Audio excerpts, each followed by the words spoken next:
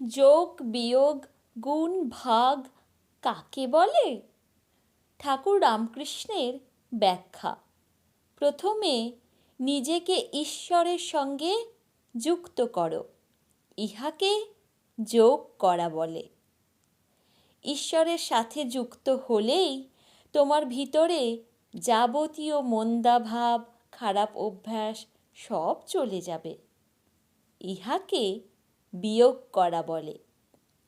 এরপরই তোমার চরিত্রে ভালো গুণগুলো প্রকাশিত হয়ে উঠবে, তুমি একজন গুণী ব্যক্তিতে পরিণত হবে, ইহাকে গুণ করা বলে। এরপর সমস্ত গুণরাশি সকলের মধ্যে ভাগ করে দাও, ইহাকে ভাগ বলে। জয় ঠাকুর, প্রণাম ঠাকুর।